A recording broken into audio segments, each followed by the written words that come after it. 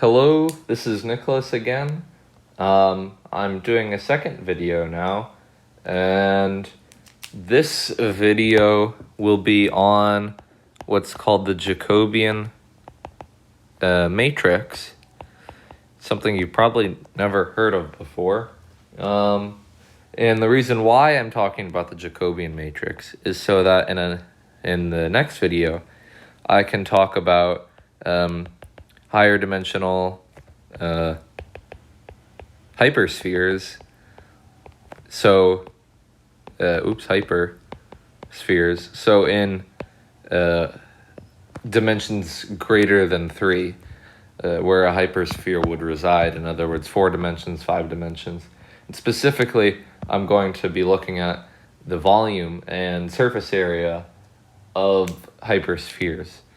But before I do that, I need to establish the Jacobian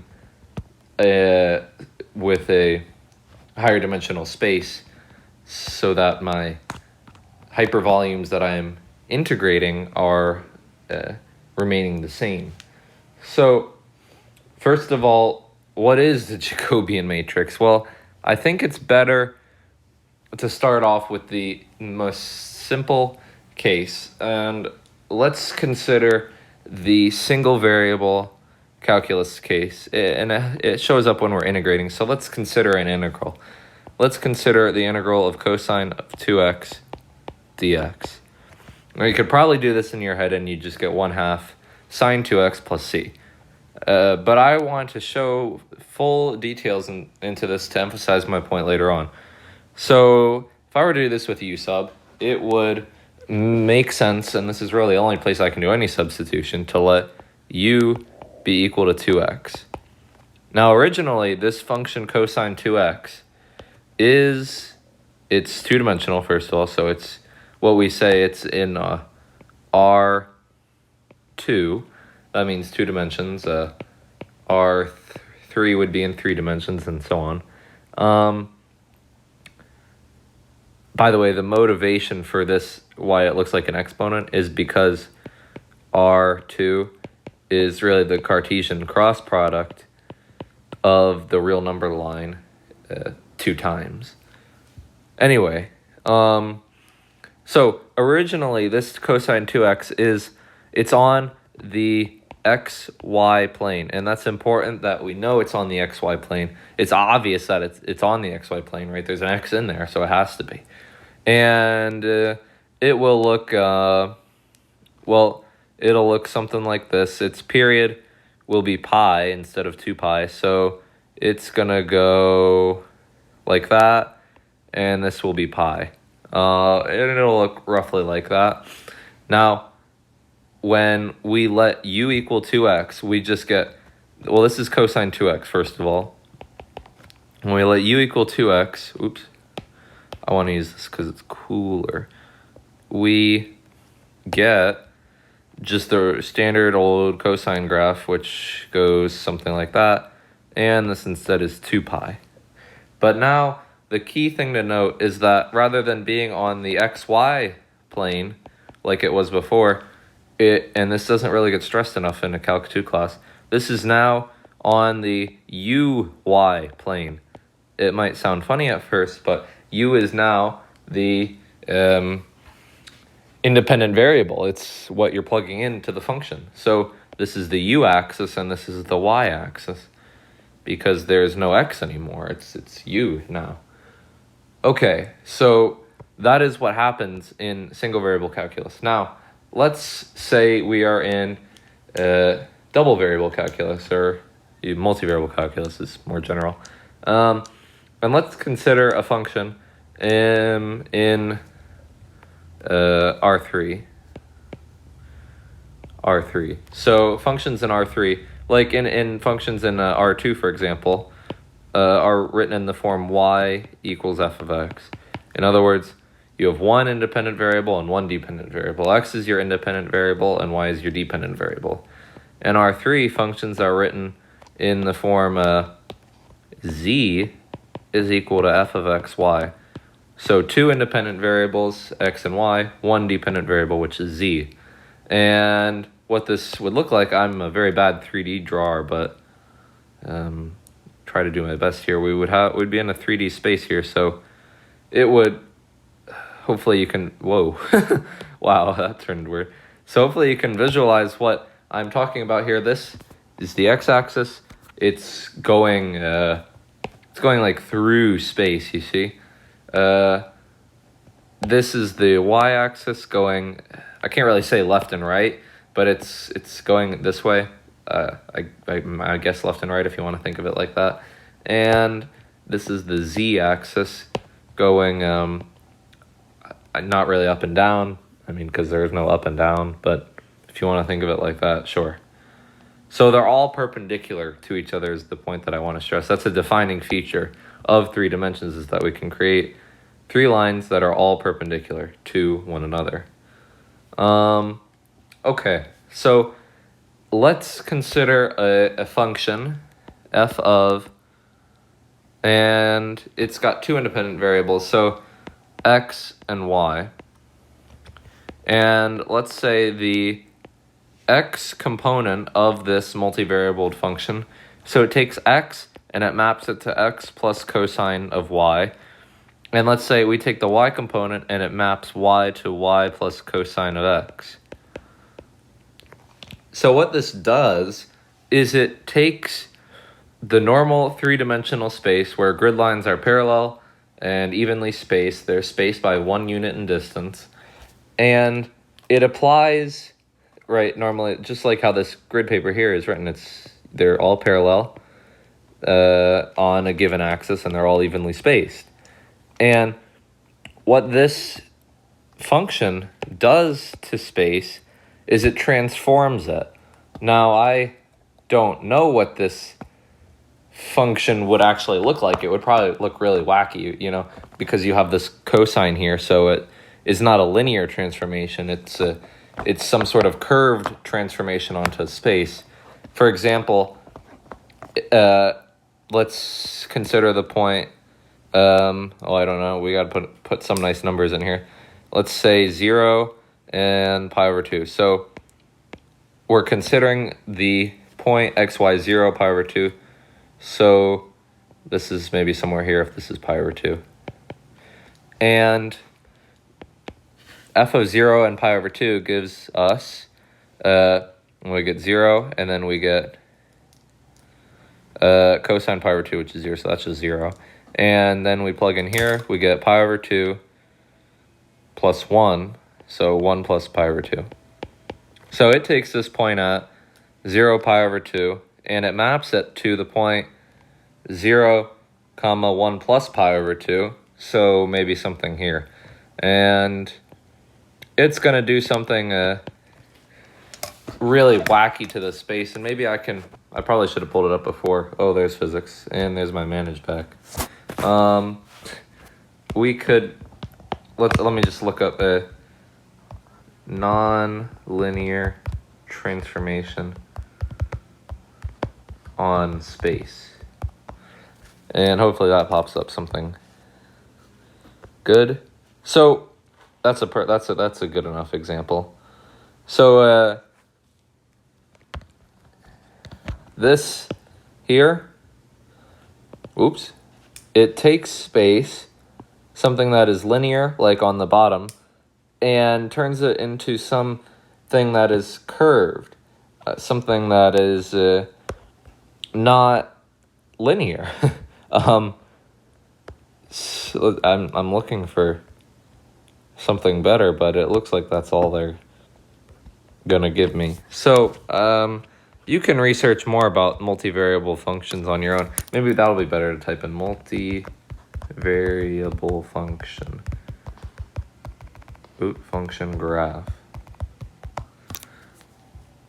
And I think this will be better. So yeah, like, look at this, for example. This is a paraboloid, and and that's a one-sheet hyperboloid. And so it takes space, which has grid lines that are parallel, running along the x, y, and z axis and evenly spaced, and it turns it into something that maybe you think is cool, maybe isn't, but it's curved, it's bent, or something like that. I don't know what the function that would define that is, or that looks really, really crazy. But anyway, the point is that space is transformed. Oh, I'm not going on to brilliant. I'm going on to here. After this nonlinear transformation on space is applied. And so if we were to consider just one of the infinitely many vectors, we start at an initial point, like 0 pi over 2. And we look at how, I'll draw it in red, how we have two vectors here, right? We have the first component of the function f. So f sub 1, I'll call it, this first component here. And then we have the second component of the function f, which is that, which I'll call f sub 2. And so we're looking at how f sub 1 and f sub 2 change with respect to x and y after this transformation is applied. So, and you need an initial point to start with. You could pick any point. It doesn't really matter as long as it's on the graph somewhere. So I just plugged in 0 and pi over 2 because it looked like nice numbers to plug in to cosine. And so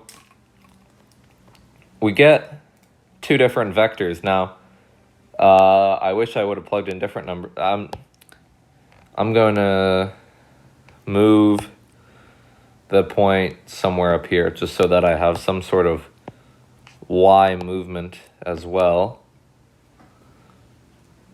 And this is really in three-dimensional space, right? So this isn't necessarily on the y-axis. It could be, maybe on the xy plane like this or something. Maybe creating a shadow right there. But the point is that we have two vectors, this vector and this vector, and you could also draw that and that as well. And so we're looking at how those change.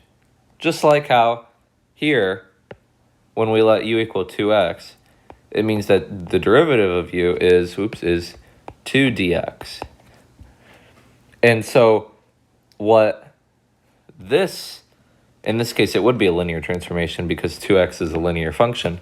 What that transformation did to the graph cosine 2x is it elongated the graph by a factor of 2, because originally its period was shortened to pi and now its period is 2 pi. So it elongated the graph with a period of it elongated it by a factor of 2, which explains why when we do this substitution, we need to divide or to reciprocate that factor of 2 so that the space that we are integrating, that we're finding the area of, remains the same. It remains the same space both before and after this linear, or in this case, this nonlinear transformation is applied.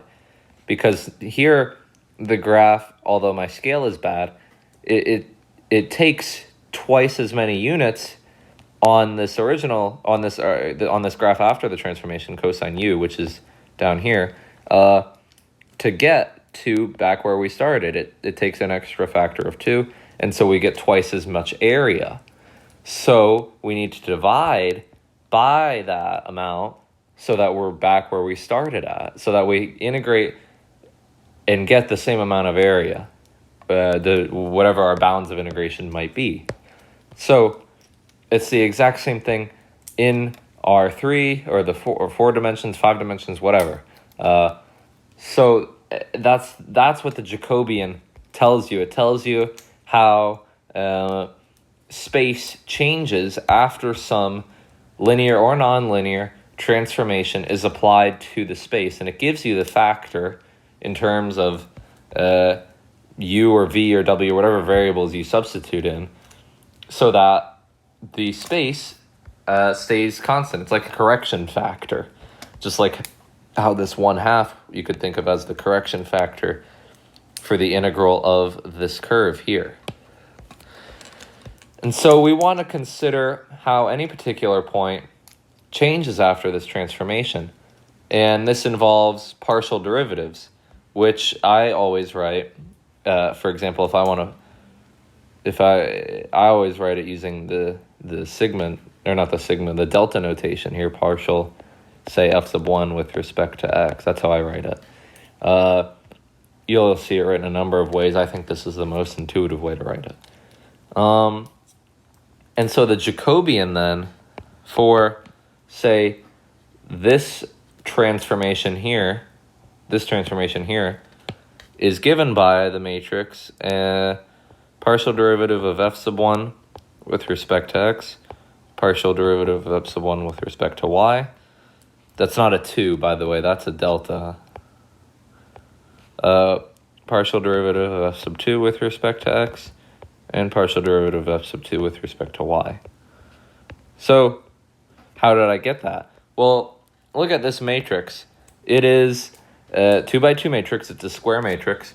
And each column, this column here, it represents the change in the f sub 1 vector, or in other words, this first component of the transformation, how that changes with respect to both x and y, because we have to consider all possibilities of how the vector changes with respect to x and y. So we include both with respect to x and with respect to y in the matrix.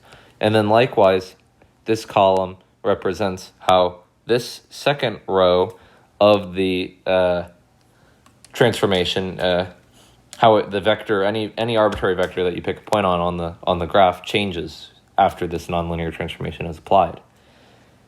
And so this is the motivation behind the Jacobian matrix for a 2 by 2. For a 3 by 3, for example, the Jacobian matrix, which we usually write as J, as you probably would have guessed, is, see if you can guess, it's partial f sub 1 with respect to x, partial f sub 1 with respect to y, and partial f sub 1 with respect to z, and partial f sub 2 with respect to x, f sub 2 with respect to y, and f sub 2 with respect to z, and I'm sure you're getting the pattern now. It's partial f sub 3 with respect to x, f sub 3 with respect to y, and f sub 3 with respect to z.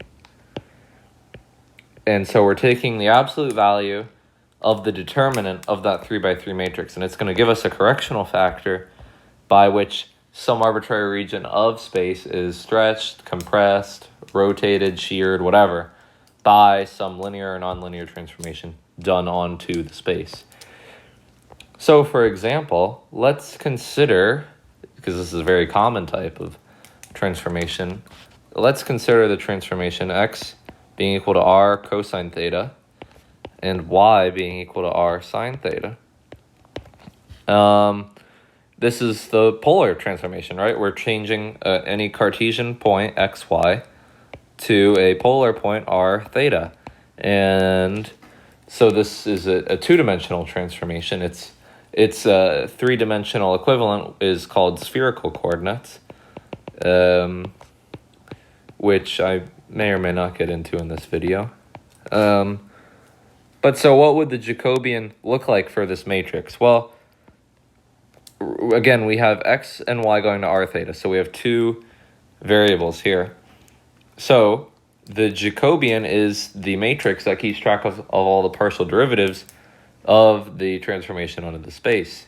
So we have the partial derivative of r with respect to x, partial derivative of r with respect to y, partial derivative of now theta, our other variable here, with respect to x, and the partial derivative of y, partial derivative of theta with respect to y.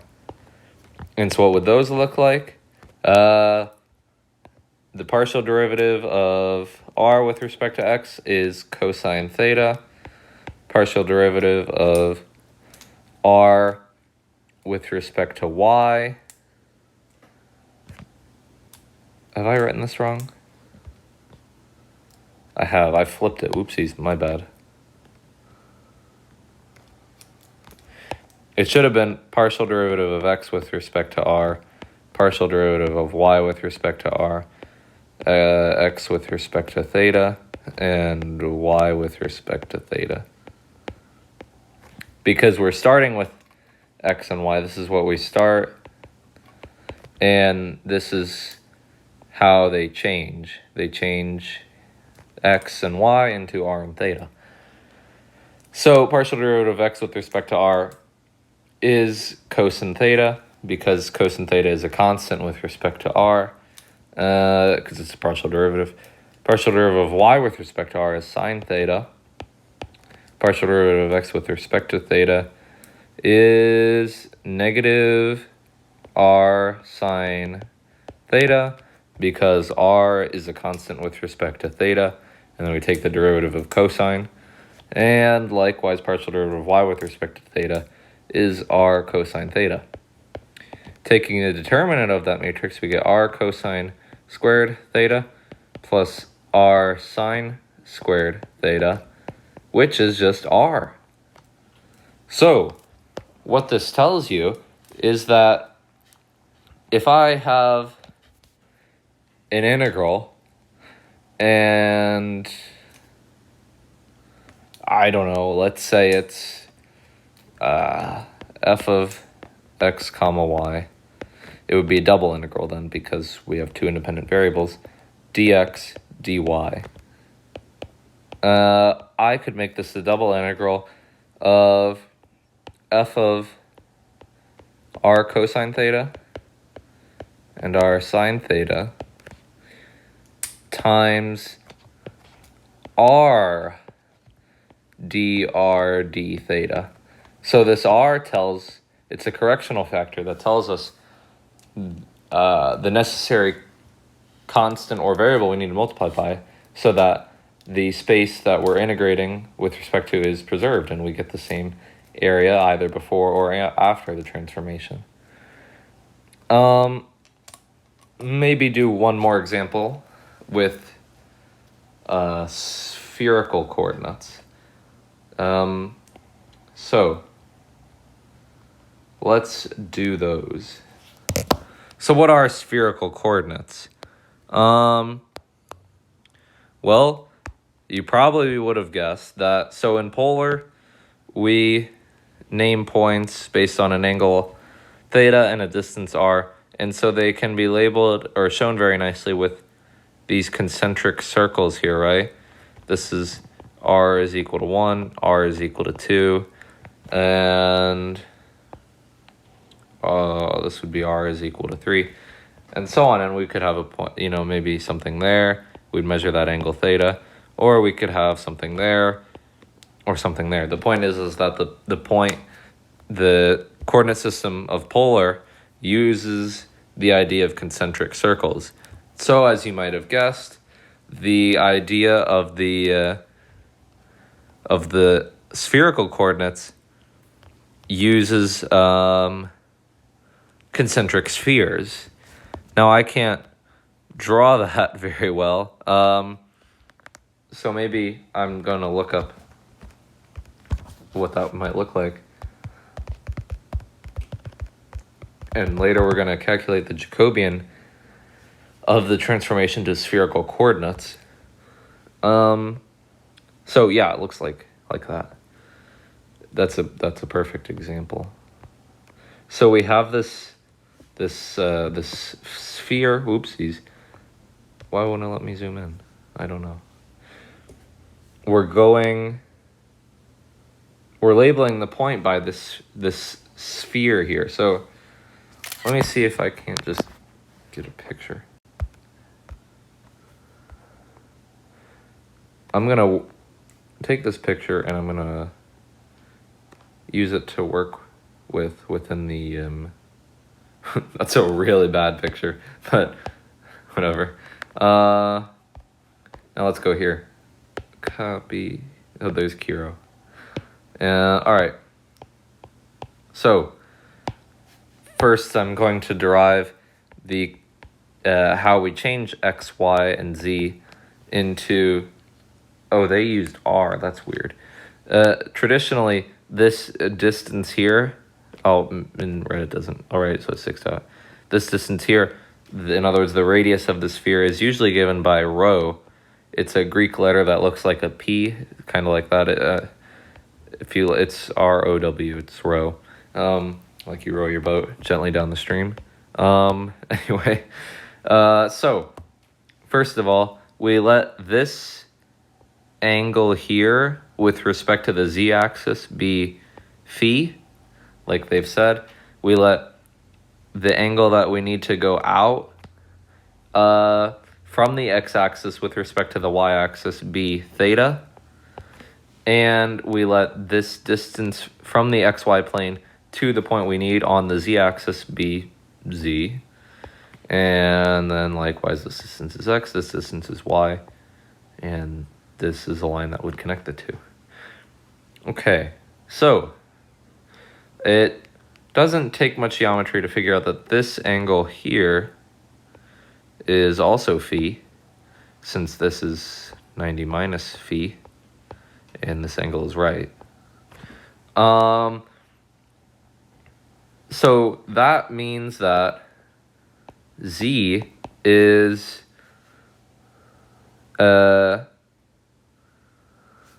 what? Z is rho, it should be sine phi. Yeah.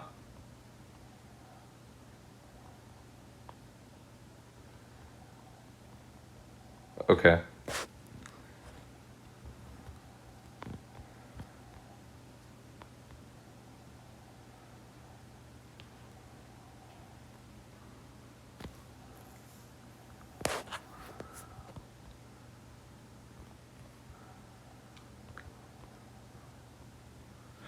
I'm sorry, my bad.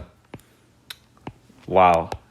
I had to go and then I had to get back. So this angle here is phi.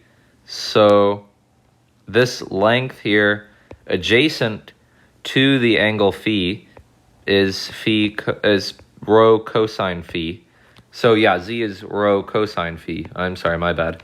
Rho sine phi would be this length right here. So I'm going to label that actually, though, because that will be important later. That length is rho sine phi.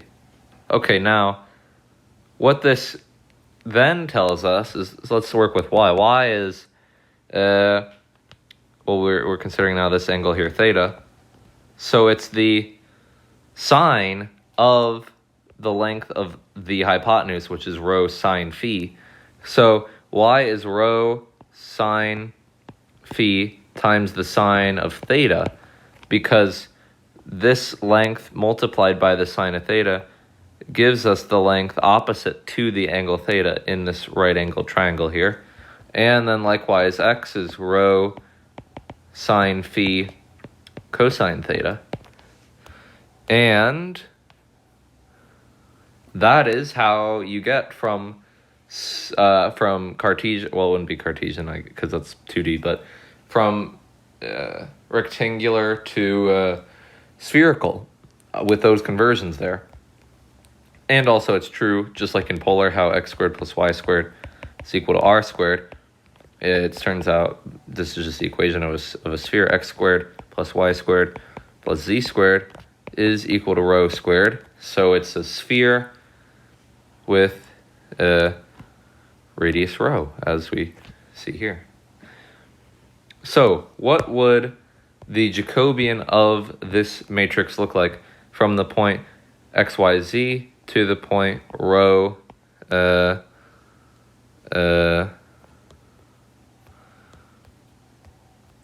I guess I'll do phi and then theta.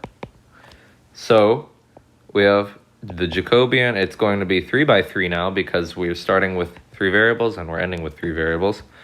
So we get partial x with respect to rho, partial y with respect to rho, partial z with respect to rho, partial y with partial x, with respect to phi, partial y with respect to phi, and partial z with respect to phi. partial x with respect to theta, partial y with respect to theta, and partial z with respect to theta. So that matrix is the matrix x with respect to rho. That's sine theta.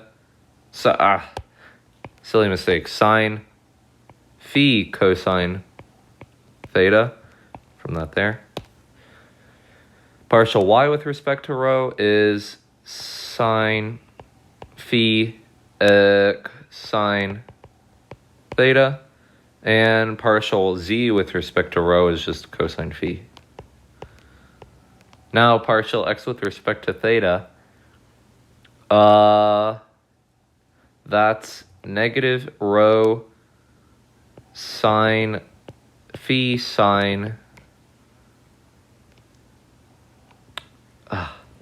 I did it with respect to phi.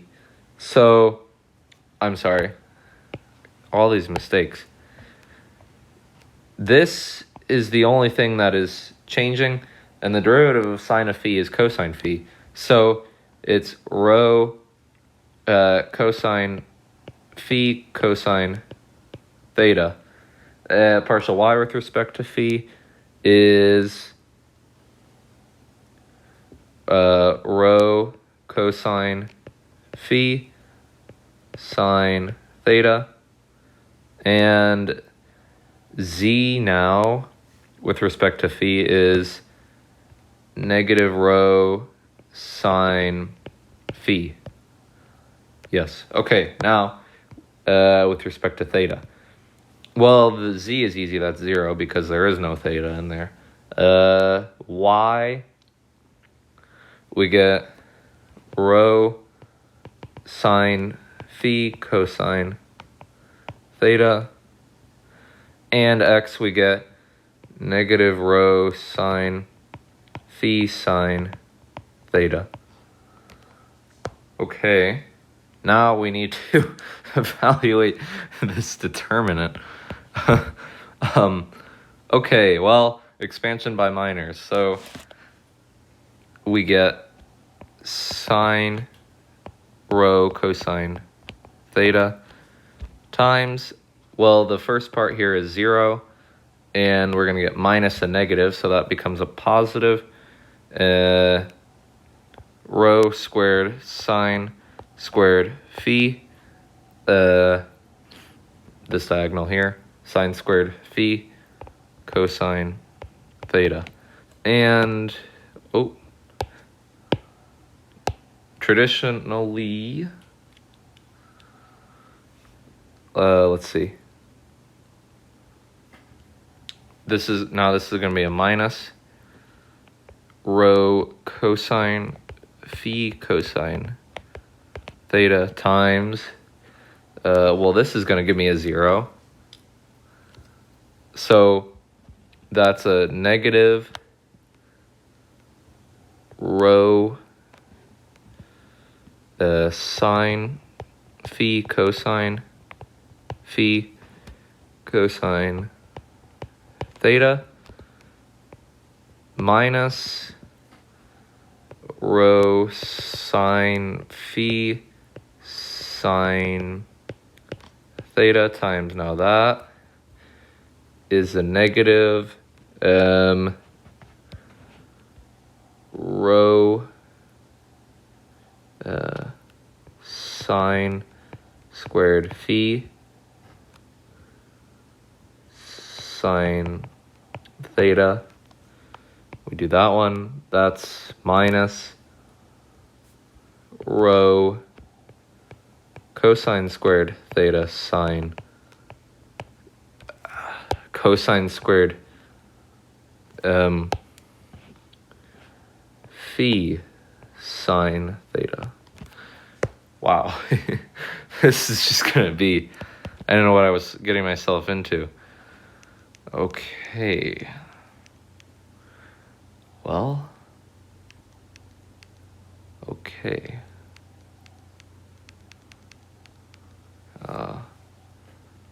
Yuck. All right. rho squared sine cubed phi cosine squared theta plus, well, we have a rho squared. We have a cosine squared phi. We have a cosine squared theta. And we have a sine phi. And now that's minus,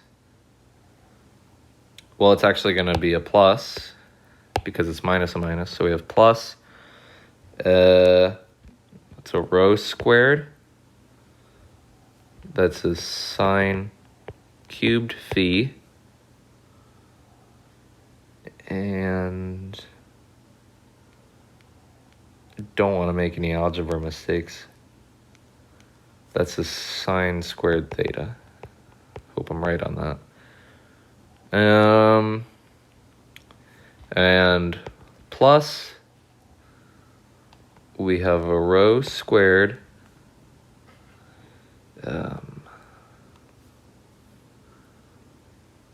sine squared theta cosine squared phi sine phi. Wow. Okay, but I think there's some simplifying. There's gotta be. Well, this and that, if we were to put those two together and pull out a rho squared sine cubed theta, we'd get a rho cubed sine, rho squared sine cubed phi times sine squared theta plus cosine squared theta, which is just a 1. So that part becomes rho squared sine cubed phi. That's nice, I guess. Now I'm really hoping I can pull out a common factor on this and this. So let's see, what's the common factor?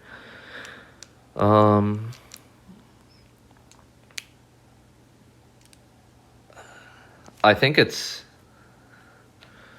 rho squared sine phi cosine squared phi multiplied by a cosine squared theta plus sine squared theta.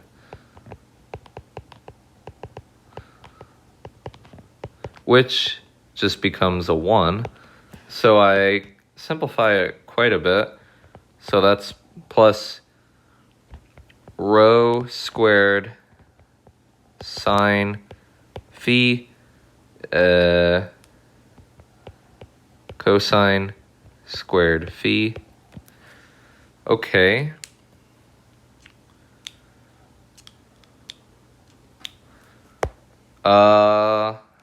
Probably would be best to make this well, I'll keep the first one the same, rho squared sine cubed phi plus rho squared sine phi times 1 minus sine squared phi. That's rho squared sine cubed phi plus rho squared sine phi minus rho squared sine, oh, look at that, sine cubed phi. That and that cancel out, and we get that the Jacobian of a spherical coordinate transformation is rho squared times the sine of phi. That was nice that it all canceled out like that. That was nice. So what does that rho squared sine phi tell you? It tells you that that's the specific conversion factor that you need to multiply by going from rectangular to spherical coordinates, so that if you were to integrate over a region, any arbitrary region in that space, and you were to make the substitution of spherical coordinates, that the region that you were integrating by, after you multiplied by this rho squared sine phi, the volume or hypervolume or whatever it is you're finding would remain the same after that transformation. Just like how before, in the single variable case, we had to divide by this factor of a half so that the area under this cosine curve remained the same. It's exactly the same concept, just in, well, here it's in, that's a bad one. It's in R3 instead of single variable. It's 3 variables now. Okay, I think that's a pretty good coverage of the Jacobian on its own. I guess, so something little minute detail I want to point out is that now, if we were doing some sort of triple integral and we were converting, so we're doing a triple integral over a region, call it C, and we had f of x comma y comma z dx dy dz, we could make that still a triple integral of f of, what this is saying formally, I just want to write it out, of rho sine phi cosine theta, comma, rho sine phi sine theta, comma, rho cosine phi, and we would have a d rho d phi d theta multiplied by a rho squared sine phi. That's what the Jacobian is telling you. I hope that this has been comprehensive enough, and I think probably tomorrow I will make my video that shows what I've found for a specific formula for the volume of a hypersphere. I hope that this Jacobian stuff has been sinking in.